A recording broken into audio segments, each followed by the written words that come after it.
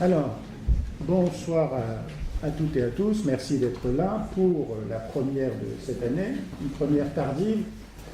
Vous savez que la fois précédente, il devait y avoir une intervention très attendue de Jean Clair, mais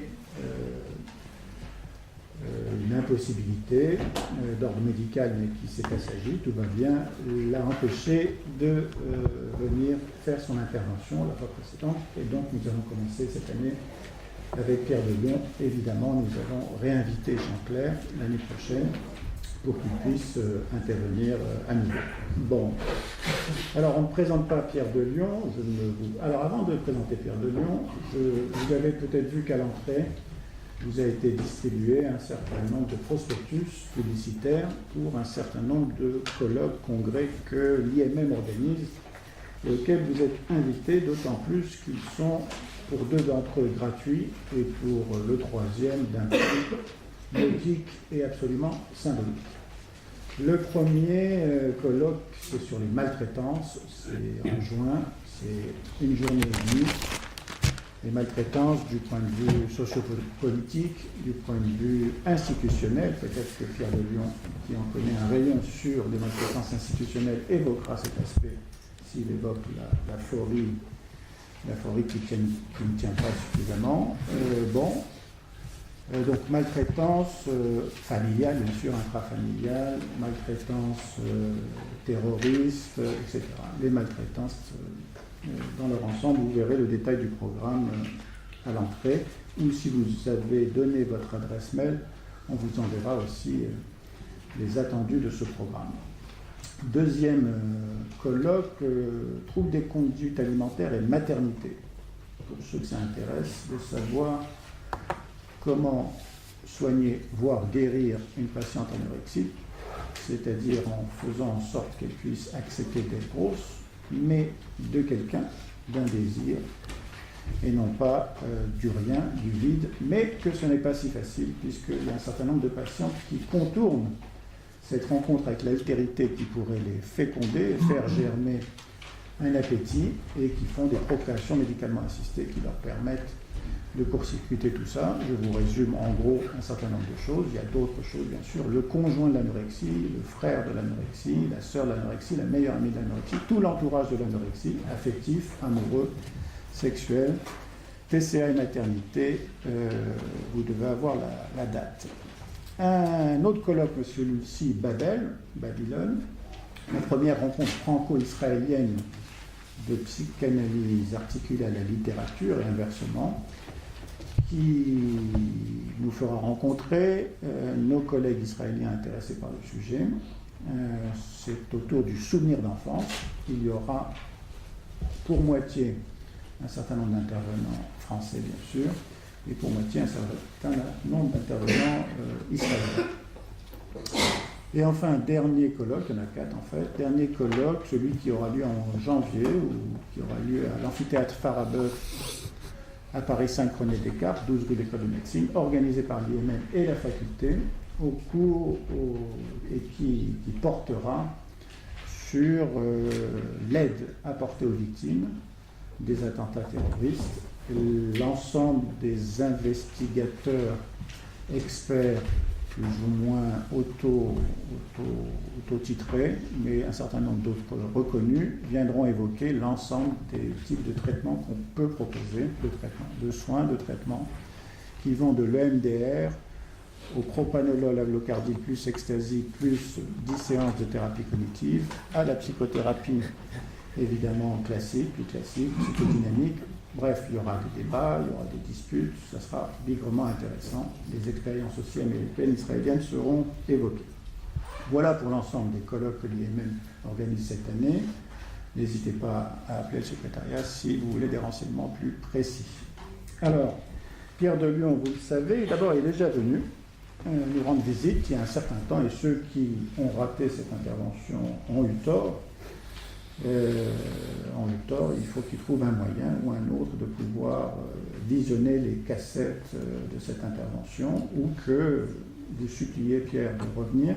Son intervention portait sur Tex Avery, c'était son choix, le fameux Tex Avery, à ne pas confondre bien sûr avec son opposé Walt Disney, On est plus là dans l'archaïque, dans des défenses psychotiques, autistiques, enfin bon, comment comprendre l'autisme, les psychoses infantiles à partir de Tex Avery, comment appréhender ça, et bien c'était l'intervention de la fois précédente. Cette fois-ci, on va tourner autour de quelque chose de bigrement aussi intéressant. Michel Tournier, dont on a pu dire certains qu'il était un psychopathologue pervers de la période de latence. On va voir ce qu'un psychiatre renommé d'enfants va pouvoir nous dire de Michel Tournier à partir de deux œuvres, Le Roi des Zones et Vendredi. Bon. Alors, Pierre de Lion est psychiatre et psychanalyste. Il est depuis peu de temps légèrement à la retraite, il continue à beaucoup travailler. Il est professeur émérite de psychiatrie de l'enfant. Il a été directeur, chef de service à Lille pendant une bonne vingtaine d'années, disons. Et on sait qu'il s'occupe tout particulièrement, pas seulement d'enfants autistes et d'enfants psychotiques, et qu'il y a beaucoup de travaux, de livres de Pierre de Lion sur le sujet. On sait aussi que, hérité probablement, j'imagine, de la filiation, du compagnonnage, de la transmission avec ses maîtres, c'est-à-dire pour l'essentiel que je connais Tosquel et Jean Houry, il a été baigné dans la réflexion sur la thérapie institutionnelle et qu'il est un de nos grands penseurs actuels sur la question de la thérapie institutionnelle. Parmi alors vous avez de nombreux articles dans de nombreuses revues, bien sûr. Vous avez aussi sur Internet les conférences de Pierre de Lion que vous pouvez entendre, mais vous pouvez aussi acheter d'abord et avant tout le dernier ouvrage de Pierre, Pierre de Lion, avec Patrick Coupchou, Mon combat pour une psychiatrie humaine, chez Albin Michel. Et parmi les autres livres que vous pouvez trouver, il y a L'enfant autiste, le bébé et la sémiotique, au PUF. Il y a l'observation directe sur Esther Big, son intérêt dans la pédopsychiatrie, chez RS. L'enfant hyperactif, son développement et la prédiction de la délinquance, qu'en pensez aujourd'hui. La fonction parentale, collection Temps d'arrêt. Ses séminaires sur l'autisme et la psychose infantile, chez RS. La consultation avec l'enfant, le corps retrouvé, collection Psychanalyse. Prendre un enfant autiste par la main. Et enfin, l'enfant difficile, encore, collection Temps d'arrêt, et le développement de l'enfant expliqué aux enfants d'aujourd'hui. Donc vous voyez que ça tourne autour de l'hyperactivité, des enfants autistes, des enfants psychotiques, et j'imagine que ce livre que je n'ai pas encore parcouru aborde cet autre champ qui t'importe beaucoup, celui de la thérapie institutionnelle et des soins prodigués en pédopsychiatrie. Il sera discuté par Daniel Urvie, qui est psychiatre, psychanalyste, qui travaille dans ce service et aussi en privé, et Daniel Urvie qui est intervenu ici, vous le savez, sur des auteurs comme Kafka, sur des auteurs comme Conrad, et pas du tout, mais il va le faire un jour, sur Melville. Melville, c'est tous les auteurs marins qui l'inspirent. Melville, Stevenson, mais pas Conrad. Donc Conrad bientôt. Melville, Stevenson et Kafka, et un certain nombre de ces textes sont trouvables dans la collection Babylone, si vous arrivez à trouver ces éditions qui sont perdues de vue depuis un certain temps, mais on avait publié Daniel Urvie à cette époque. Sans plus attendre, Pierre, merci d'être là. Nous t'écoutons. Merci Maurice, merci à vous, monsieur Urvie. Donc cette idée de Michel Tournier, je crois que ça résulte d'une conversation qu'on a eue à un colloque bébé-ado où j'avais présenté un dialogue imaginaire entre Michel Tournier et Winnicott. Qu'est-ce qu'il faut que je fasse? Que j'approche ça? C'est ça le micro? Ouais. Ah oui, en province on ne connaît pas ça.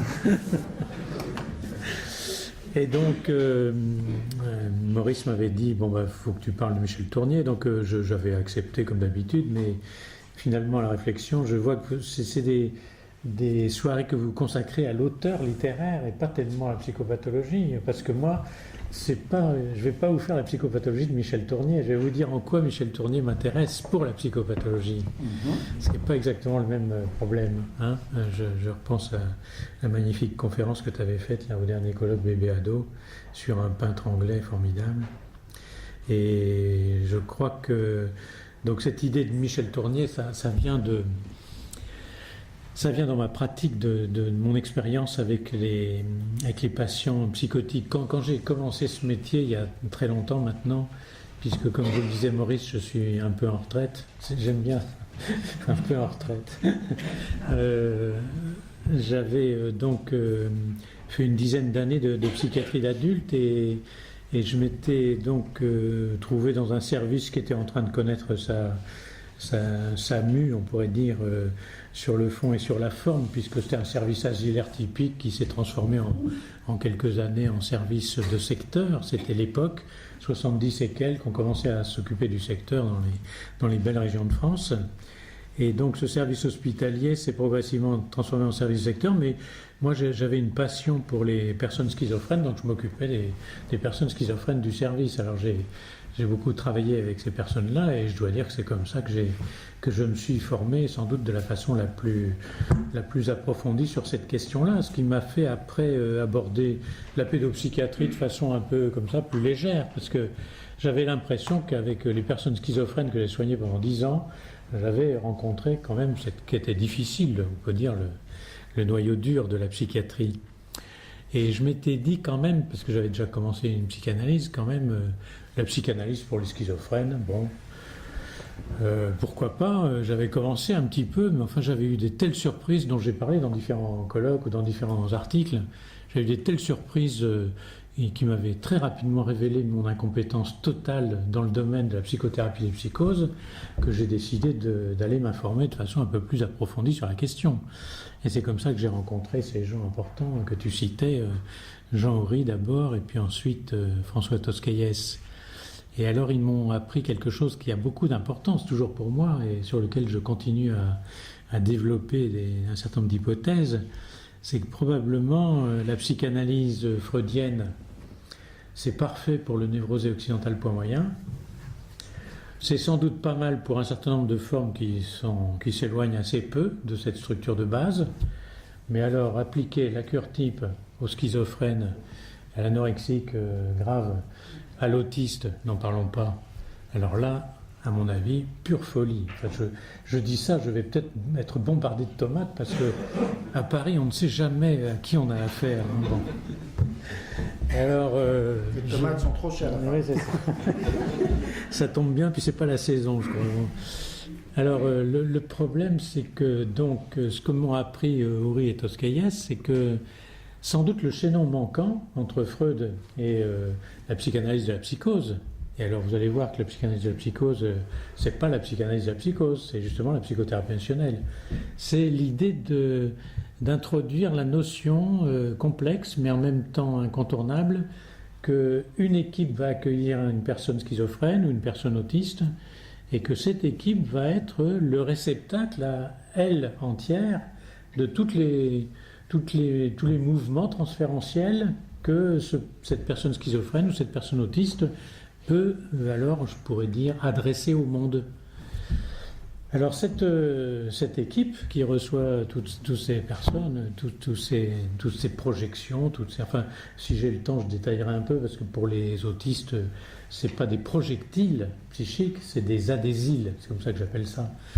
Et bien toute cette équipe qui reçoit tout ça, soit elle, et c'est le risque de la psychiatrie d'aujourd'hui, c'est un des trucs que je décris là-dedans, se dit moi je ne suis pas payé pour être emmerdé par des schizophrènes qui m'agressent ou par des autistes qui me font des cicatrices dans le cou. Donc tout ça, je vais régler ça par un autre mécanisme qui est celui de la mise à distance. Hein. Alors je ne dis pas que tout le monde fait ça, mais je dis que la tendance lourde actuelle, c'est quand même un peu d'aller vers ça. Hein.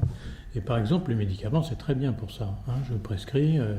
Je vous raconte par exemple une petite anecdote d'un patient autiste que j'ai suivi pendant 10 ans. qui, du fait que je reprenais ma petite retraite partielle, est allé voir quelqu'un d'autre, puis son père connaissait un psychiatre, il est allé voir le psychiatre. Alors il est arrivé chez le psychiatre, il a dit alors votre ordonnance que vous prescrivez de Lyon, alors il lui a montré l'ordonnance, il dit ça date un peu hein, comme prescription, vous voyez déjà c'est sympa, c'est confraternel. Bon, et alors il fait l'ordonnance, et puis le patient qui est habitué, une fois que ce problème d'impédimenta a été réglé, se dit bon alors samedi soir, je suis sorti en ville, j'étais m'installer à une terrasse de café, et alors, parce que de Lyon m'a dit, il faut que j'essaie de sortir pour avoir l'occasion de tomber dans quelqu'un, de tomber sur quelqu'un, d'être en rencontre avec quelqu'un. Le type lui dit, je vous arrête tout de suite. Pour tout ce qui est psychothérapie, tout ça, moi, vous savez, je ne suis pas formé. Je suis chimiothérapeute, je veux bien renouveler votre ordonnance, mais alors le reste, allez voir un psychothérapeute en ville. Voilà. Vous voyez, c'est pas un truc en l'air, hein, c'est un truc qui a des effets quand même importants. Alors, cette question, vous voyez, soit on la règle par moi, c'est pas mon problème. Hein, vous voulez parler vous pensez que ça vous ferait du bien pour votre souffrance psychique de parler? Ben, je suis désolé, je suis pas formé pour ça. Hein, donc, allez voir quelqu'un de spécialisé. Donc l'autre solution, c'est de dire qu'est-ce qu'on fait pour accueillir tout ça en soi, tout ce matériel psychique et physique qui vole, d'un patient qui va très mal à des soignants qui l'accueillent. Alors qu'est-ce qu'on en fait? Est-ce qu'on l'accueille? Et si on l'accueille, comment on l'accueille? Et si on l'accueille, est-ce qu'on ne fait que l'accueillir ou est-ce qu'on essaie de le transformer? Et si on le transforme, comment on le renvoie? Enfin, etc. Tout un tas de problèmes que les gens qui travaillent dans les institutions connaissent par cœur. Hein, c'est toute la question de comment faire avec le transfert psychotique ou le transfert autistique. Bon. Alors, je suis aux prises avec des schizophrènes adultes que je suis, je les vois tous les jours. Vous voyez, un soutien quand même très important. Hein. Je m'engage beaucoup dans ce travail-là. Je me réveille la nuit avec des cauchemars à propos de schizophrènes, enfin bon, des trucs très difficiles. Donc j'en parle à mon psychanalyste qui est sympa, qui me conseille bien, qui m'aide à faire tout ça. Je vais voir un certain nombre de gens qui vont m'aider à tout ça, mais j'apprends assez vite qu'il faut réfléchir à la question de l'institution et la qualité qu'elle doit avoir pour pouvoir accueillir tout ça et le transformer. Alors non pas de façon unique, on a réussi à transformer la souffrance psychique de ce schizophrène. D'ailleurs, on va faire une publication dans un congrès international. Mais alors le lendemain, il y en a un autre qui arrive, qui souffre autant. Oh ben non, on a déjà donné hier, hein, vous savez, on a des quantités d'énergie limitées. Hein, bon, donc voilà. Ou bien alors, l'institution devient un instrument de travail qu'on partage les uns avec les autres et pour lequel il faut adopter des règles de vie commune dans l'institution. Et alors là, on se rend compte qu'il y a quelque chose qui compte beaucoup, et c'est ce que j'ai appris, moi, avec mes maîtres de la psychothérapie institutionnelle, c'est que si on ne s'occupe pas de la vie quotidienne, la personne schizophrène ou la personne autiste s'en occupera pas non plus, lui-même. Et donc, il faut essayer de développer une stratégie dans laquelle la question de la vie quotidienne va connaître une densité, une ampleur, un développement, un déploiement qui soit de nature à faire que cette personne qui est en déshérence puisse prendre pied quelque part et pouvoir y dérouler une vie quotidienne digne de ce nom, c'est-à-dire en lien avec les autres. Bon. Alors ça, vous voyez, quand j'en suis rendu là, moi j'ai déjà 10 ans de psychiatrie d'adulte, j'ai déjà rencontré Uri, j'ai déjà été faire un stage chez Tosquelles. D'ailleurs, soit dit à ce sujet-là, le stage chez Tosquelles, moi j'y allais pour apprendre l'institution. Et en fait, ça a été une révolution pour moi, le chemin de Damas. Enfin bon, c'est un peu tragique en ce moment, le chemin de Damas, mais pour moi, c'était une révolution formidable. Uri téléphone devant moi à Tosquelles, ça serait bien que de Lyon vienne en stage chez toi, donc je vais en stage chez Tosquelles, il me propose un jour pour aller dans son service, et puis je vais y passer plusieurs semaines. Et quand j'arrive dans son service, il me dit, Tosquelles, de Lyon, c'est toi de Lyon? Vous savez, il avait un putain d'accent catalano-baléare, à couper au couteau. Il ne voulait pas le quitter parce qu'il aurait eu l'impression de se faire avoir par Franco, qu'il avait condamné à mort à la fin de la guerre d'Espagne. De Lyon, c'est toi? J'aurais dû te dire de ne pas venir. Oui, j'avais fait 500 bornes pour aller dans son service, avec ma 2 chevaux à l'époque. Bon. Il me dit, j'aurais dû te dire de ne pas venir. Bon, puis alors, en fait, j'étais là, donc il m'a accueilli. Et je m'attendais à ce qu'il m'amène dans les réunions de service pour savoir comment manipuler les gens pour faire de la bonne institution. Vous voyez les fantasmes que j'avais à l'époque. J'étais plongé dans l'antipsychiatrie à 2 balles et j'étais très mal barré. Hein. Quand j'y réfléchis maintenant, j'ai échappé à des trucs terribles. Bon. Et alors, il me dit, ça serait bien que tu viennes faire les consultations avec moi. Et en fait, j'ai passé tout mon temps de stage à faire les consultations avec lui. Et j'ai découvert que ce qui comptait dans l'institution, c'était la consultation avec le patient. Et que l'institution, ça devenait un mal nécessaire qu'il fallait penser, aménager, réfléchir, inventer, insuffler, faire vivre, enfin vous voyez, tout un tas de qualités absolument essentielles sur le plan philosophique, mais que c'était secondaire à la rencontre avec le patient. Et que dans la rencontre avec le patient, on allait évidemment assumer un certain nombre de choses qui vont nous amener à se poser la question de savoir qu'est-ce qu'on assume donc avec le patient en question. Et c'est là que la question de Winnicott, le holding, vous prenez l'autre à bras-le-corps et vous vous rappelez que Winnicott, lui, très tôt a dit si vous mettez un schizophrène ou un autiste en psychanalyse, vous passez à côté de l'essentiel. Hein. Il faut s'occuper de le porter, il faut faire avec lui du holding. Hein. Il le dit, ça, à un certain nombre d'endroits. Il faut faire avec lui du holding. Alors, holding, moi j'avais proposé de traduire ça par fonction phorique. Hein, pourquoi ? Parce que quand je suis aux prises avec ces questions techniques, vous voyez, importantes de la psychopathologie institutionnelle, en fait, je suis en train de lire aussi Le Roi des Aulnes, en premier. J'ai d'abord lu Le Roi des Aulnes. C'est si bien parce que c'était dans ce sens-là que je l'ai présenté aussi. Il a d'abord écrit Vendredi, avant. Hein.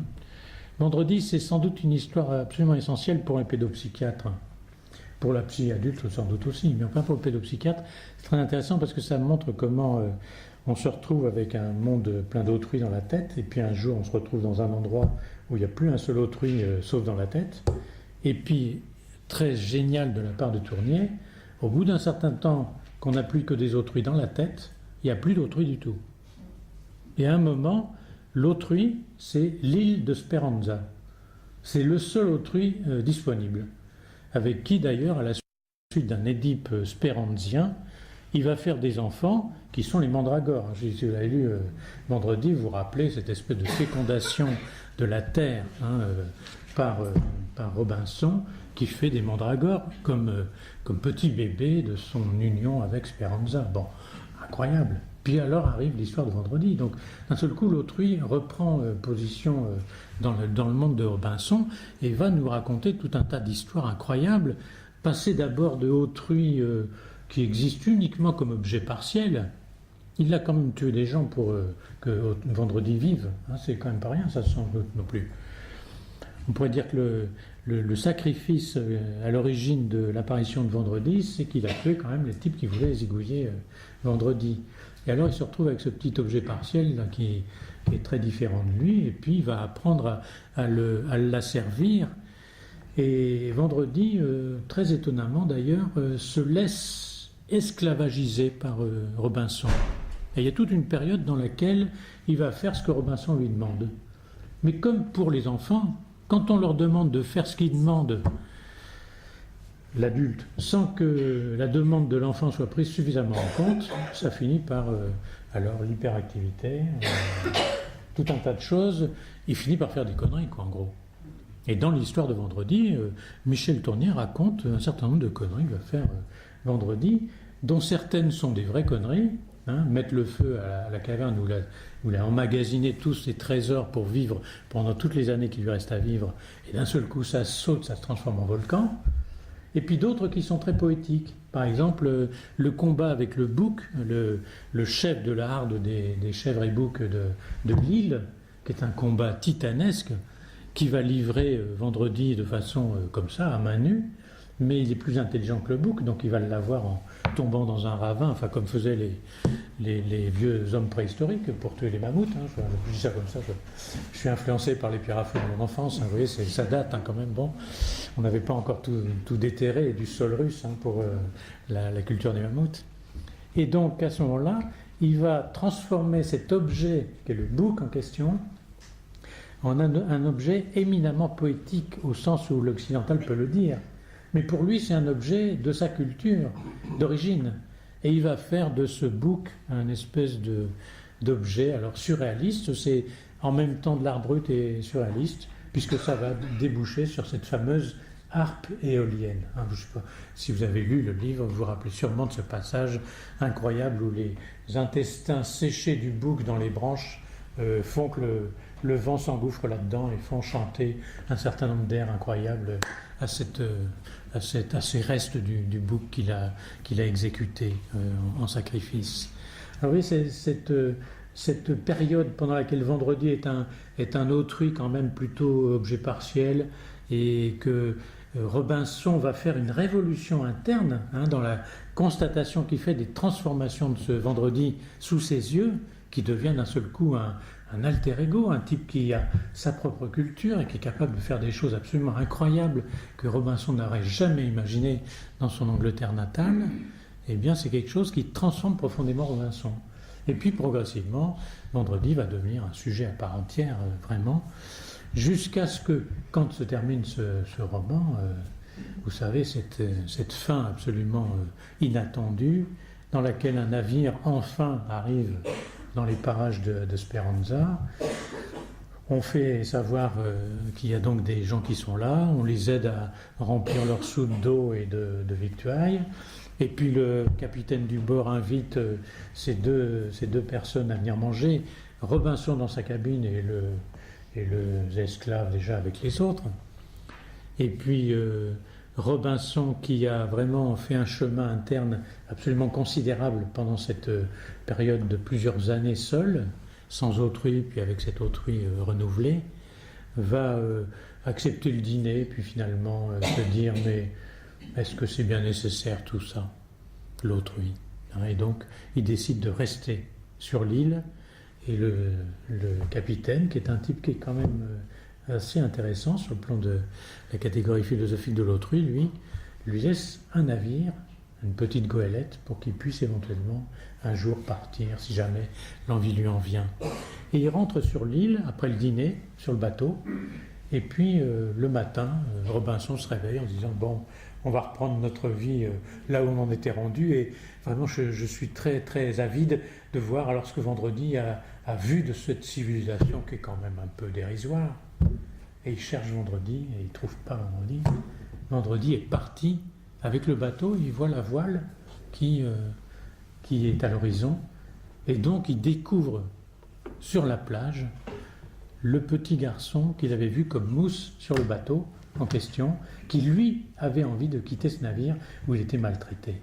Et se retrouve sur la plage, et donc Robinson se retrouve avec une nouvelle aventure qui va démarrer, dans lequel alors la psychopathologie de Michel Tournier, le pédophile pervers, etc., qui sommeille en lui, encore une fois se manifeste de façon, mais alors implicite, allusive.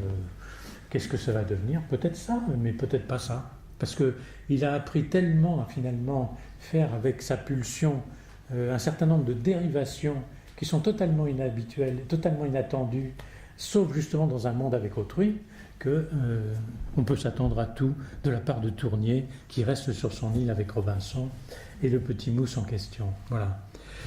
Alors oui, je trouve que d'un certain point de vue, on pourrait un peu dire que Speranza, c'est la fonction phorique de Robinson. D'un certain point de vue, quand il écrit ce premier roman, qui va lui valoir déjà un succès absolument considérable et très rapide, il y a quelque chose comme je suis perdu dans la mer, je vais mourir, je vais me noyer. Tout le monde d'ailleurs y est passé, sauf moi. Je nage, j'arrive sur une plage, et en fait, je suis porté sur les épaules psychiques et physiques de la plage. Et puis, je vais me reconstituer une vie comme ça, pour une survie, on pourrait dire. Et cette survie-là va suivre un tour très intéressant pour nous sur le plan de la psychopathologie, des grandes décompensations de la psychopathologie en général. Tout d'abord, il y a une espèce de réaction défensive, on pourrait dire hyper énergique. Vous vous rappelez que dans le roman, Robinson va commencer par trouver un tronc, enfin il commence par prendre tous les objets qui sont utilisables, un petit peu avec l'idéologie du Robinson de Daniel Defoe, c'est-à-dire je vais recréer une civilisation dans mon île, il n'est pas question que je me laisse aller à l'abandon. Donc il prend tous les objets qu'il y a sur le navire, les amène sur l'île, et donc on voit bien qu'il a cette idée qu'il va falloir survivre avec la civilisation. La Bible a une très grande place dans la vie de tous les jours de ce héros. Et puis progressivement, il se dit, il faut quand même que je quitte cette île, et le premier objectif, c'est construire un bateau pour quitter l'île. Et alors il trouve un tronc formidable, qui est suffisamment travaillable avec les quelques outils qu'il a récupérés. Donc il commence à creuser, alors on pourrait dire comme un fou, un tronc d'arbre pour en faire une pirogue qui lui permette de regagner le Chili. Bon. Et puis au bout d'un certain temps, sa pirogue a avancé, il y a passé des jours, des nuits, etc., à creuser tout ça. C'est quand même incroyable, c'est un type intelligent, très intelligent même, si vous lisez le roman d'un bout à l'autre. Il se rend compte qu'il est quand même très loin de la plage, et que la pirogue qu'il a creusée, il y a un truc quand même un peu embêtant, c'est qu'il ne va pas pouvoir la porter dans la mer. Et donc, d'un seul coup, il éprouve quelque chose qui est une espèce de désillusion, d'un seul coup, le principe de réalité s'impose à lui, et alors ça l'entraîne dans une dépression qui va durer un temps indéterminé, puisqu'il n'a pas encore commencé à noter avec des coches chaque jour les jours qu'il est resté sur l'île. Et il va passer donc un grand moment dans un endroit qu'il a découvert, dans des marais, qui s'appelle la Souille. La Souille, c'est l'endroit où les cochons, en général, à l'état naturel, vont se mettre parce qu'ils ont besoin d'avoir une respiration cutanée importante, avec une espèce de bain de boue. Enfin, c'est les adeptes de Dax, sans doute, quelque chose comme ça. Du packing, peut-être même du packing. Et donc, il va se mettre dans la Souille et il va passer là un temps, on pourrait dire presque immémorial. Il passe un certain temps. Et la position qu'il adopte, et ça c'est très intéressant pour nous, ça nous renvoie à la fois à Bullinger, qui a décrit quelque chose qui s'appelle le tonus pneumatique, que vous connaissez sûrement dans le développement de Bullinger, c'est-à-dire ce moment du développement où le bébé ne tient pas encore très très bien assis, dans le deuxième semestre en gros, et que quand il est un peu en train de s'affaisser sur ses jambes, il a remarqué que quand il est en inspiration, ses poumons lui servent de bouée pour mieux tenir, notamment dans l'interaction avec son parent. Et donc, j'inspire et je reste en interaction avec mes parents puisque je suis appuyé sur mes poumons. Ça, c'est un mécanisme qui va être très utile en général dans l'autisme, par exemple, après. Il y a beaucoup de mécanismes comme ça, de tonus musculaire. Mais de façon névrotique, c'est un mécanisme qui est utile chez un certain nombre d'entre nous quand on est très angoissé et qu'on assiste à quelque chose qui nous fait un effet émotionnel intense, on arrête de respirer et on regarde ça avec un regard très adhésif en général, et puis après, quand les choses sont passées, on se remet à respirer. Donc le tonus pneumatique, c'est un mécanisme très très intéressant qui a été décrit par Bullinger et qui est très utile pour comprendre un certain nombre de défenses vis-à-vis des angoisses, notamment archaïques. Mais c'est aussi, je pense, aux travaux de Joyce McDougall, dans le théâtre du corps. Vous avez sûrement lu toutes ces choses formidables qu'elle a écrites, quand elle parle du moi souffle, du moi pulmonaire, c'est-à-dire le bébé passe par des moments où sans doute, du fait de ce qui se passe dans les interactions, au moment où c'est la respiration qui compte, il y a quelque chose d'un investissement libidinal qui va se mettre sur ces organes-là et qui font que, par exemple, quelqu'un va devenir asthmatique et pas un autre. Sans compter du terrain biologique, sous-jacent, bien entendu. Mais vous voyez, il y a cette espèce d'investissement particulier de certains systèmes, comme le système musculaire, le système pulmonaire, etc. Et là, donc, on voit bien que Robinson, par Michel Tournier, trouve cette espèce de truc. Je me mets en position de flotteur, vous voyez, comme le navigateur le sait sûrement. Je suis le flotteur du bateau qui attend que le bateau revienne. Et donc là, je suis là avec le mouillage en dessous, et puis je remonte la corde qui me permet d'avoir une chaîne, je la mets sur mon bateau est amarré bien solide. Mais on pourrait dire la position du moi pulmonaire, là, du moi souffle, du tonus pneumatique de Bullinger, c'est je suis là en train d'attendre qu'un jour un bateau arrive. En plus, ça correspond bien pour lui avec l'idée du bateau. Donc il flotte et il reste là un temps indéterminé. Et ce qui est intéressant, c'est que probablement, il y a un phénomène qui va travailler à son insu. Est-ce une perlaboration? Probablement que c'est de cet ordre-là. Et il va y avoir quelque chose qui va se structurer progressivement. Il va chercher le fond avec ses pieds. Puis il va se rendre compte que la gravité qu'il arrive à vaincre par son moi pulmonaire, par son torus pneumatique, en flottant sur l'eau, en fait, c'est le pis-aller de quelque chose que le bébé a travaillé dans sa première année de vie, qui est absolument considérable. C'est la question de comment vaincre la pesanteur terrestre. Quand un bébé arrive au monde, vous le savez bien ça, les études qui ont été faites par les obstétriciens, Véronique tu démentiras si je dis des bêtises, montrent que les canaux semi-circulaires du fœtus dans le ventre maternel sont sensibles aux accélérations comme chacun d'entre nous. Mais la pesanteur qui s'appuie chez nous sur la peau, sur la sensibilité profonde, sur nos os, nos muscles, etc., qui fait qu'on éprouve la pesanteur terrestre, ne s'applique pas sur le fœtus. C'est sa mère qui porte le poids de la pesanteur pour le fœtus. Le fœtus, lui, est baigné dans le liquide amniotique et c'est la mère qui assume la pesanteur pour lui. Donc, ces inscriptions neurologiques de vécu de pesanteur intra-utérine sont sans commune mesure avec ce qu'il va éprouver à l'instant T de sa naissance. Et là, d'un seul coup, il va y avoir quelque chose qui va s'appliquer sur lui, qui est la gravité, la pesanteur qui va s'appliquer sur lui, qui fait que le bébé qu'on met sur le ventre maternel dès la naissance, il est écrabouillé par la pesanteur. Ça, vous l'avez vu, j'imagine, avec vos propres enfants. Et qu'est-ce qu'il va faire dans cette première année? Et on n'a vraiment pas du tout assez tenu compte dans la psychopathologie de cette dimension fondamentale. Pendant 1 an, le bébé va avoir comme objectif principal de pouvoir tenir debout contre la pesanteur. Et à 1 an, il pourra dire à la pesanteur « ça y est, je t'ai vaincu ». Voilà. Donc ça, c'est un travail absolument essentiel de la première année de la vie.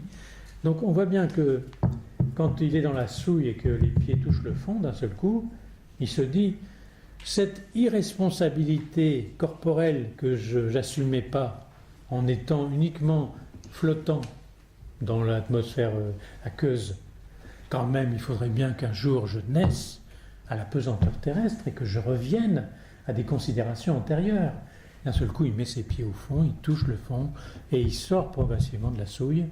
Et à ce moment-là, il va entreprendre tout un autre voyage, notamment à la recherche de quelque chose qui va finir par être un contenant de son propre corps, comme un espace relativement, on pourrait dire, un habit minéral. Et le cratère qu'il va découvrir dans une grotte va lui permettre de se ressourcer, non plus dans une contenance molle, mais dans une contenance solide, contenance dure, dans laquelle il va, alors à ce moment-là, on pourrait dire, éprouver peut-être l'entièreté de son corporo-psychique. Voilà. Et il sort de cette grotte-là au bout d'un certain temps. Enfin, je vous passe les détails. Évidemment, tout ce que je raconte, c'est nul par rapport au roman lui-même. Donc, je vous encourage vraiment à lire ça si vous ne l'avez pas lu encore. Il va passer par une étape très intéressante qui est le fait qu'il va... Alors, ça doit être le stade anal. Il va mettre en coupe réglée l'île de Speranza. Il va se mettre à faire des cartes précises de Speranza, il va se mettre à compter le nombre de chèvres qu'il y a sur Speranza, le nombre d'arbres, etc., à faire des cultures, enfin bon. Il quitte la cueillette et il rentre dans l'élevage, l'agriculture, etc. Et il fait donc ce qu'il appelle le conservatoire des poids et mesures de Speranza. Et donc il écrit tout ce qu'il possède, etc. Vous voyez, toute une espèce de rapport à la cognition obsessionnelle, on pourrait dire, très très intéressant.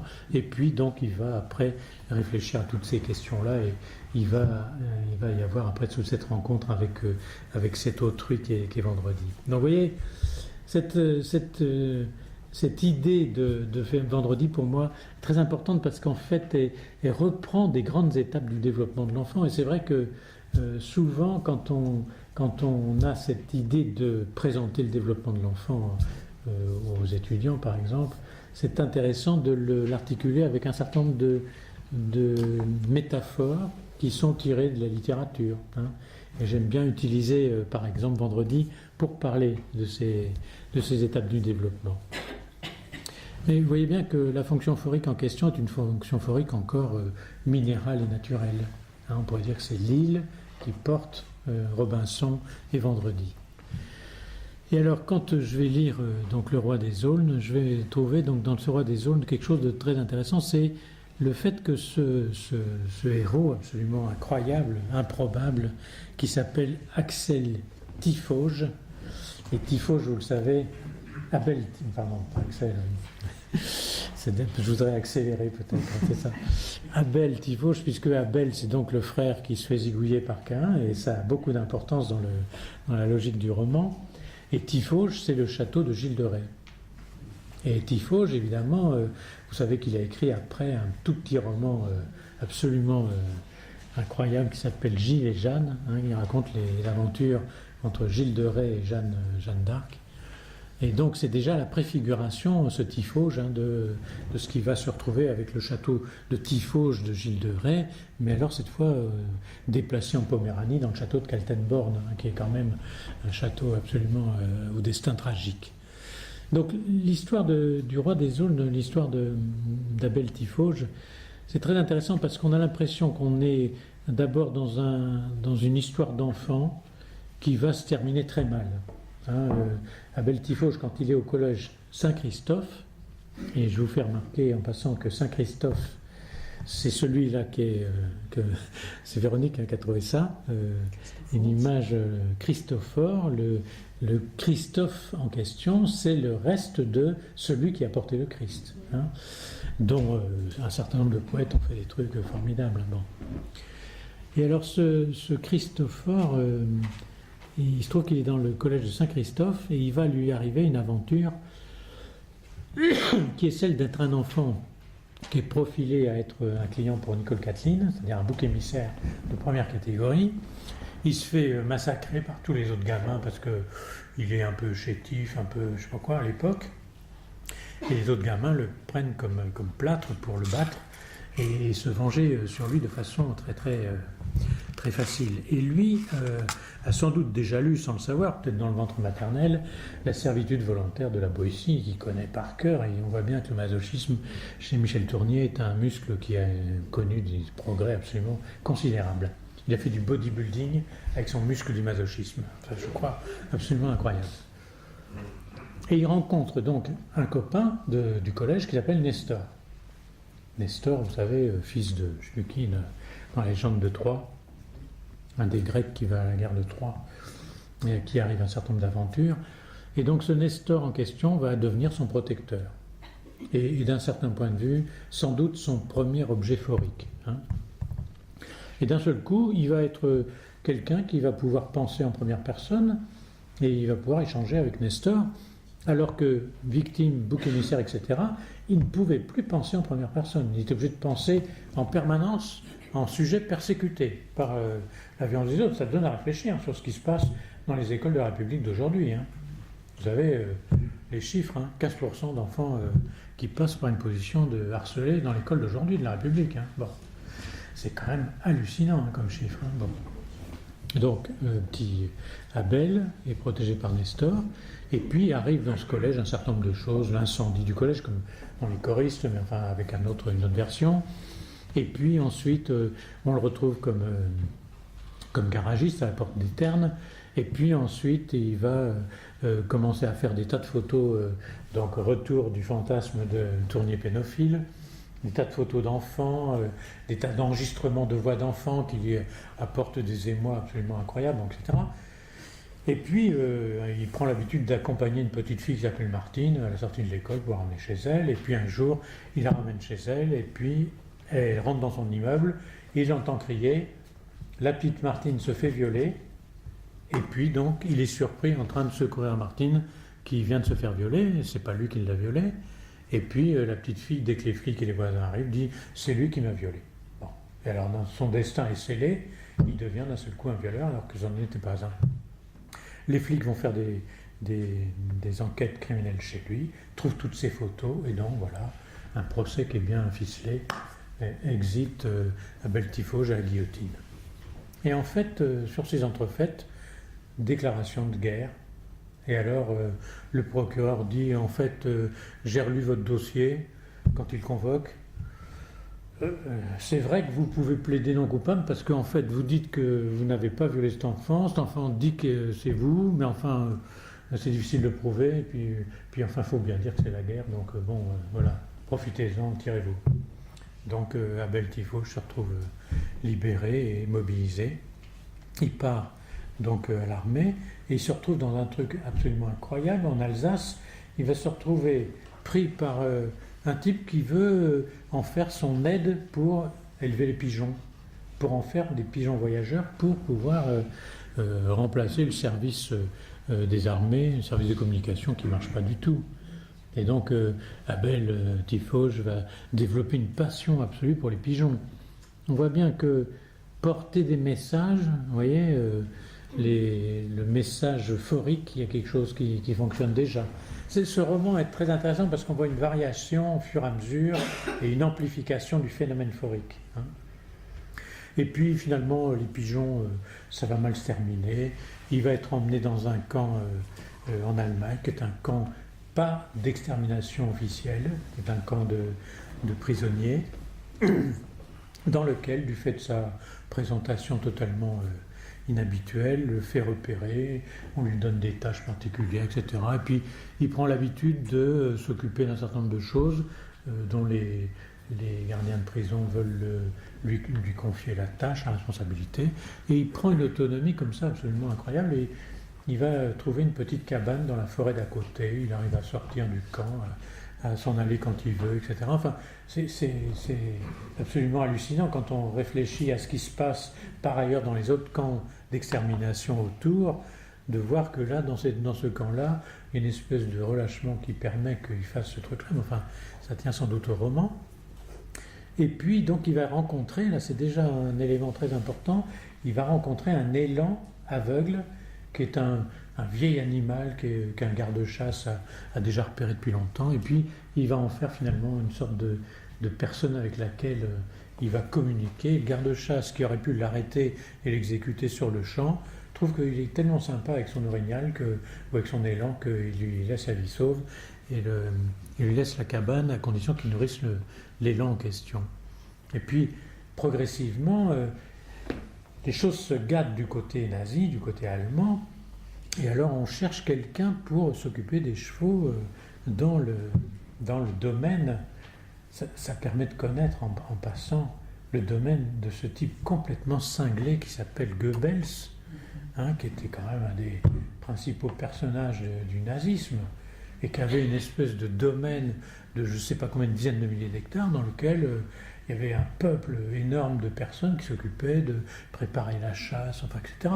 On voit bien que c'était une préoccupation absolue de ce type-là. C'est Göring, je crois. Comment ? C'est Göring. Göring, pardon. Oui. Göring.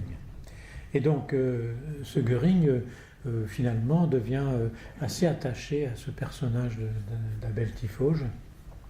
Et il va y avoir un cheval qui va devenir ce cheval qui va pouvoir le porter. C'est un cheval énorme parce que Abel Tifauge est devenu entre-temps un énorme gus qui fait 2 mètres et qui pèse 150 kg.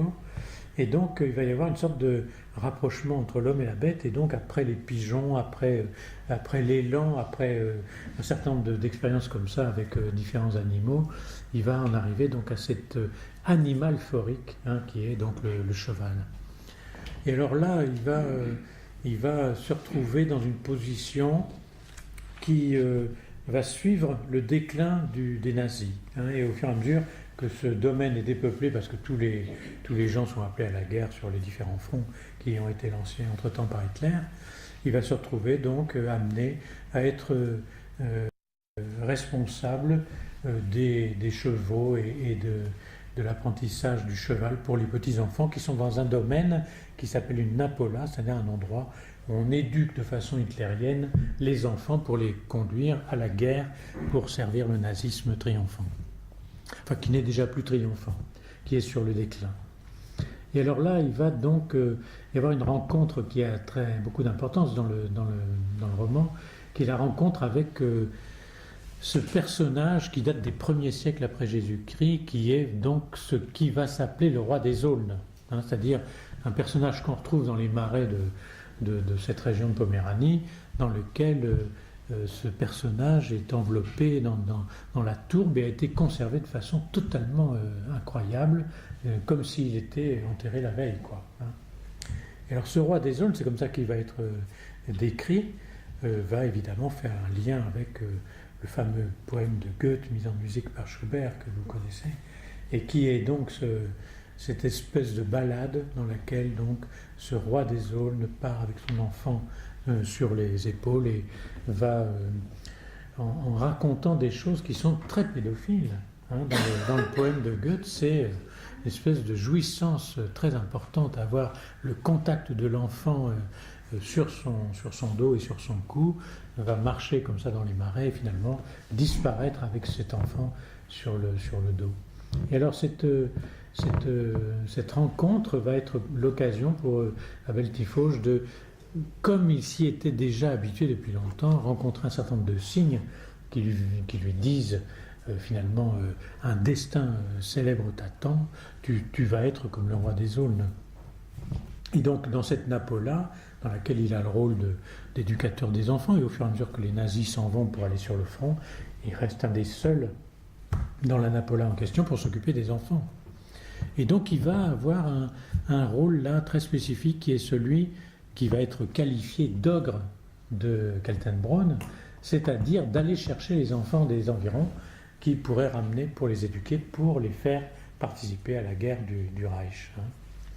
Et donc on voit bien que ce rôle a évolué, vous voyez, de quelque chose qui est l'enfant persécuté, qui est aidé par un qui est plus fort que lui, qui le porte au fond sur ses épaules, va suivre un destin dans lequel il va devenir lui-même la personne qui porte les autres sur ses épaules, et alors avec un destin qui est celui du roi des Aulnes et de la ballade de Goethe, c'est-à-dire celui de la mort, hein. Donc on pourrait dire qu'il y a une espèce c'est pour ça que je parlais de culture de masochisme, dans laquelle on voit bien que finalement la manière dont Tournier parle de cette évolution-là est une évolution qui est, on pourrait dire, la mort plutôt que la pédophilie. C'est pour ça que l'idée que Tournier soit un pédophile, à mon avis, me semble assez étrangère au personnage de Tournier lui-même, bien qu'il en ait exprimé des fantasmes sans arrêt autour de ses ouvrages.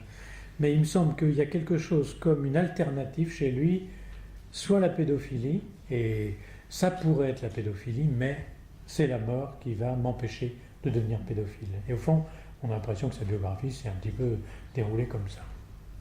Alors voilà. Donc il me semble que, vous voyez, dans cette manière de penser la fonction phorique, il va reprendre ça dans un de ses romans, on pourrait dire, qui est un peu particulier, puisqu'il reprend ses romans pour en faire une méta-analyse, un ouvrage qui est très intéressant à ce sujet-là, puisqu'il parle de ces deux romans-là, principalement, Le Vent Paraclet, il va parler du Roi des Aulnes et de Vendredi, hein. Et dans ce Vent Paraclet, il essaie de faire un peu une étude approfondie de la fonction phorique. Et il montre que, en fait, cette fonction du portage de l'enfant est quelque chose qui est très important à prendre en considération dans l'existence de chaque homme, non pas en l'idéalisant comme étant le portage christique, et alors l'image de Christophore sort à ce moment-là comme une sorte de phorie blanche et salvatrice, dit-il, mais avec l'ambivalence au cœur même de la phorie. C'est-à-dire que je porte, et ça a de la valeur, parce que je pourrais ne pas porter, et auquel cas ça n'aurait pas de valeur pour l'enfant en développement. Ou je porte, et ça a de la valeur, mais la manière dont je porte peut contenir la perversion. Ou alors je porte, et ça a de la valeur, mais la manière dont je porte peut être maltraitante. Et à ce moment-là, vous voyez, on pourrait décliner dans cette fonction phorique et son ambivalence toutes les grandes formes de la psychopathologie, notamment chez les enfants, parce que, à mon avis, la manière dont la parentalité est éclairée par cette ambivalence phorique est tout à fait fondamentale dans les rencontres qu'on fait dans la psychopathologie tous les jours, quand on est pédopsychiatre. Quand on rencontre un enfant maltraité, évidemment que cet enfant a été porté par ses parents, mais alors il y a un problème dans la qualité même du portage. et probablement que tout ce que Winnicott a décrit de façon extrêmement fine dans notamment cet article que vous connaissez tous, les 17 raisons qu'on a de haïr son bébé, la haine dans le contre-transfert, toutes ces choses-là, sont des choses qui sont très présentes dans la psychopathologie périnatale, n'est-ce pas? C'est le moins qu'on puisse dire. Eh bien, c'est pas en déniant ces qualités de l'orientation possible vers la perversion, la maltraitance, la mort et toutes ces choses-là qu'on éclaire la psychopathologie de l'aphorie ambivalente. C'est au contraire en prenant ça en considération à bras-le-corps, c'est le cas de le dire, pour justement en être éclairé soi-même dans sa lecture de la psychopathologie d'autrui. Alors voilà, il me semble que cette fonction euphorique, vous voyez, c'est très intéressant parce que c'est un outil très intéressant pour lutter contre un phénomène qu'on trouve beaucoup en pédopsychiatrie, y compris chez les professionnels, le clivage et idéalisation qui a été décrit par Mélanie Klein, que vous connaissez bien, mais qui est quand même un clivage et idéalisation qui se retrouve dans la pratique même de la pédopsychiatrie. Ces bons petits-enfants et ces bons parents. Et puis ces bons parents, d'un seul coup, leur petit-enfant, il a un problème. Oh putain de cons de parents avec des parents comme ça, comment voulez-vous que cet enfant s'en sorte? Donc la pédopsychiatrie, si on n'y fait pas attention, ça peut être un endroit dans lequel ce phénomène de clivage et idéalisation se produit de façon absolument délétère pour l'exercice même de la pédopsychiatrie. Tous les ennuis que j'ai traversés avec un certain nombre de gens en pédopsychiatrie résultent, à mon avis, du fait qu'un certain nombre de psychanalystes ne se sont pas posés suffisamment profondément la question de l'ambivalence avec l'enfant. Et on dit des trucs où ils ne les ont pas dit, mais ils les ont fait sentir aux parents qui les ont relayés à leurs associations paranoïaques pour en faire quelque chose qui est un combat contre la psychanalyse. Parce que des psychanalystes ont été peut-être un peu désinvoltes ou un peu lointains ou un peu pas suffisamment euphoriques avec des parents qui ne demandaient que ça. Alors voilà, il me semble que cette fonction euphorique, vous voyez, est très importante. Alors ça vient, d'un certain point de vue, enrichir la question que la fonction euphorique, c'est pas soutenir seulement la vie quotidienne, c'est pas seulement être sympa avec les malades, avec les schizophrènes et les autistes, c'est pas seulement faire des clubs thérapeutiques pour pas qu'ils s'ennuient, pour les occuper, pour qu'ils ne se dépriment pas. C'est créer des occasions de rencontres dans lesquelles ces différents personnages qui peuplent l'ambivalence habituelle de la fonction euphorique chez Michel Tournier puissent trouver chez les soignants des surfaces de projection acceptables. Ce qui veut dire que chez les soignants, il faut accepter à certains moments d'être le soignant qui est le pervers, qui est le maltraitant, qui est le salaud, qui est le méchant, qui est le paranoïaque, qui est l'agressif, qui est je ne sais pas quoi, parce qu'il en va de la survie psychique de la personne schizophrène ou autiste qui est en train de nous confier ses objets internes de façon partielle, pour ne pas dire morcelée. Et qu'évidemment, tous ces éléments-là, s'ils sont récupérés dans la psyché des soignants et qu'on va pouvoir travailler sur cette ambivalence, y compris au niveau du contre-transfert institutionnel, alors d'un seul coup, la fonction euphorique change de plan. Elle n'est plus être assistant social. Moi, j'ai rien contre les assistants sociaux, c'est vachement important, l'assistance sociale. Mais la psychiatrie ne se résume pas à l'assistance sociale. La psychiatrie, c'est on porte les gens sur les épaules physiques et psychiques, mais on a l'intention de faire plus que seulement les porter. Et alors c'est pour ça qu'à partir de cette fonction euphorique, j'avais imaginé qu'on pouvait développer deux autres fonctions complémentaires, qui partent, ce sont des dérivés de la fonction euphorique.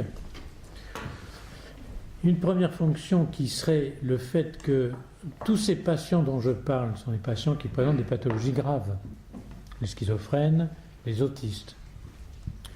Ce sont des personnes qui vont donc avoir une grande difficulté à dire « je viens voir mon psychanalyste parce que je souffre et j'aimerais que vous m'aidiez à travailler sur tel point ou sur tel point ». Quand vous rencontrez un schizophrène et que vous lui dites allongez-vous pour votre séance, et puis la consigne c'est vous dites tout ce qui vous passe par la tête, le mec se relève immédiatement de son divan et vous dit vous croyez que je vous ai attendu pour dire tout ce qui me passe par la tête? Ça s'appelle le délire paranoïde, figurez-vous. Donc vous voyez, ça colle pas. Donc il vient voir le psychiatre ou l'équipe soignante pour dire qu'il a la mission de, par exemple, supprimer la psychanalyse dans la prise en charge de l'autisme. Oui, je ne sais pas si vous voyez l'allusion. Ce grand malade qui fait ça, il est incapable de venir voir un psychiatre pour dire « je suis angoissé, j'aurais besoin d'aide ». Il vient dire « je veux supprimer la psychanalyse dans l'autisme ». Donc si vous prenez ça comme ça en direct, vous dites alors va te faire foutre parce que moi je suis pour la psychanalyse. Vous ne soignez pas le schizophrène en question, ou le paranoïaque en question, ou le député en question, pardon. Donc il faut accueillir ça parce que son ambivalence va faire qu'il va vous utiliser à ce moment-là comme celui qui peut recevoir ça. Donc vous devenez d'un seul coup le porteur des signes de souffrance de ce patient qui ne sait même pas lui-même de quoi est constituée sa souffrance, par ses symptômes. Alors je propose d'appeler ça, c'est les travaux en sémiotique avec Michel Balin, etc., la fonction sémaphorique. Je deviens le porteur des signes de souffrance de l'autre, l'autre en question. Mais alors, si je reçois ces signes de souffrance et que je me dis dans ma tête, comme sur le mode du névrose occidentale pas moyen, ouais, donc il me dit ça, donc bon, etc., je verrai demain dans la séance suivante ce que ça donne, etc., je passe à côté de quelque chose d'essentiel, c'est que ce type n'est pas arrivé à la relation d'objet définie par la psychanalyse classique. Et que donc, il m'a dit un truc, mais le lendemain, il peut me dire à moi exactement l'inverse, et ça n'a pas du tout de portée sur le plan de la signification dans sa tête à lui, comme ça en a dans la mienne. Donc, vous voyez, la pathologie narcissique du soignant, à ce moment-là, est très, très en difficulté. Parce que, est-ce que je prends la position de ce qu'il me dit à moi, c'est ça qui est vrai de lui, auquel cas, je pense que je suis porteur de la vérité. Et quand les autres d'à côté de la réunion me disent « moi, il m'a dit exactement le contraire », oui, mais enfin toi, Maurice, c'est bien connu que... Bon. Je donne un autre exemple, parce que là, c'est vache. Alors la réunion, l'orthophoniste sort d'une séance avec un enfant autiste et dit je suis vraiment impressionné par les progrès de cet enfant. Je fais 5 séances par semaine. Chaque séance, c'est incroyable, les progrès qu'il fait, etc.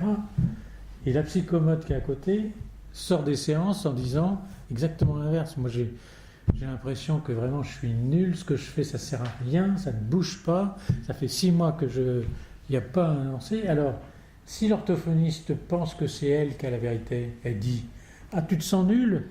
Mais ça ne m'étonne pas, tu l'es.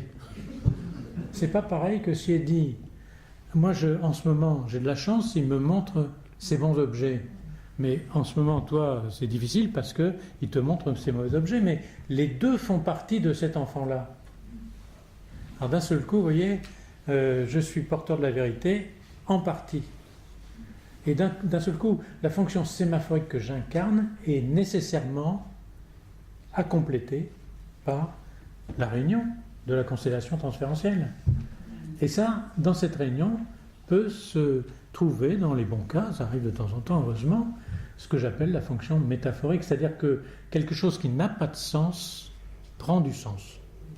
Alors je donne toujours cet exemple parce qu'il est quand même très parlant. Un petit gamin à qui on fait un packing parce qu'il s'automutile, c'est une époque où on avait le droit de le faire sans problème.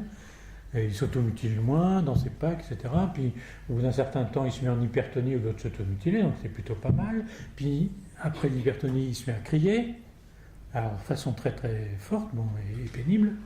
Puis progressivement, il module, au fur et à mesure des semaines qui passent, il module. Allez, il fait des lalations comme un petit bébé alors qu'il a 6 ans. Et puis un jour, il dit « Allah ». Alors, très très étonné, les soignants qui entendent ça, « Allah ». Vous vous rendez compte ? J'avais un assistant qui venait d'arriver d'Algérie. Je me disais quand même, il a été rapidement en besogne, il a déjà converti Johan à l'islamisme, ça ne va pas du tout ça. Bon. Alors on fait la réunion de constellation transférentielle, les soignants, Allah, qu'est-ce que ça veut dire ? Je ne comprends pas, je ne sais pas s'il y a une infirmière qui dit « Elle a ce petit je ne sais quoi », c'est la chanson qu'il préférait quand il était arrivé à l'hôpital de jour. Ouais, mais c'est pas Allah, elle a. Bon. On se réunit avec les parents le lendemain. Il a dit Allah hier, on ne comprend pas pourquoi. La mère se met à pleurer. Alors on est tous vachement émus. y compris son mari, qui ne comprend pas non plus, parce qu'il n'est pas habitué de la voir à pleurer. Et quand elle a fini de pleurer, j'attends le temps qu'il faut, elle dit « À la Clairefontaine est la seule chanson qui l'endormait quand il était petit ». Alors, la fonction métaphorique, c'est d'un seul coup, de temps en temps, ça nous arrive, et quelque chose qui n'avait aucun sens, qui prend du sens. Mais vous voyez bien que ça ne vient pas d'un seul. Ça vient du fait qu'on a mis ensemble des gens qui sont dépositaires d'une partie du message codé, encrypté, engrammé, enfin il y a plusieurs possibilités, de ce patient qui nous délivre dans le transfert qui est le sien. Vous voyez. Alors voilà, cette triade, vous voyez, fonction phorique, j'assume sur mes épaules l'accueil, la continuité d'être, etc., toutes ces choses-là pour lutter contre les angoisses archaïques. Mais n'en restons pas là. Qu'est-ce qui me transmet dans l'expérience que j'ai avec lui? D'un seul coup, il me transmet des trucs, je deviens le porteur de ces objets psychiques à lui. Quelquefois, sans le savoir, je pense à un enfant pour lequel je me réveillais la nuit à 3h du matin en sueur et qui était au plafond de ma chambre. Dans mes cauchemars, ça m'a duré un certain temps quand même, ça. Bon, ben, cet enfant-là était venu comme objet psychique dans ma tête et il m'avait piraté mon appareil psychique pendant quand même quelques temps. Hein. Vous voyez cette dimension du transfert très particulier, identification projective pathologique par exemple, ce que j'appelle les projectiles psychiques. Hein. Bon, c'est quelque chose de très particulier. Pour les autistes, c'est un peu différent parce que le corporo-psychique est très à l'œuvre. Hein. Je pense que c'est pour ça que je propose d'appeler ça des adhésiles. Si je fais un peu mettre en torse nu là, les gens qui sont ici, je vois ceux qui travaillent avec les autistes. Hein. Vous avez, ceux qui travaillent avec les autistes ont des cicatrices dans le cou, sur les mains, etc. C'est écrit d'avance. Bon, ça c'est des adhésiles, hein, c'est-à-dire des restes d'agrippement pathologique des enfants autistes, parce qu'ils sont en permanence confrontés à l'angoisse de ne pas cesser de tomber, comme on dit en français, pour dire tomber sans cesse en anglais. Et voilà, ils s'agrippent à ce qui passe par là. Et donc, si vous êtes soignant avec eux, bah forcément, vous avez les marques dans votre corps de ces transferts autistiques. J'ose dire transfert autistique. Hein, bon. Et donc, vous voyez, ça nécessite un dispositif institutionnel dans lequel ces trois fonctions vont être assumées. Si on n'en a qu'une seule, ça ne suffit pas. On fait un travail, bon, c'est bien, mais ça ne suffit pas si on veut faire vraiment de la psychopathologie transférentielle. Donc voilà un petit peu ce que je voulais vous dire en vrac par rapport à, vous voyez, la manière dont Michel Tournier m'a inspiré pour réfléchir sur ces questions-là. Et peut-être maintenant on peut garder un peu de temps pour discuter si vous n'êtes pas trop fatigué. Merci.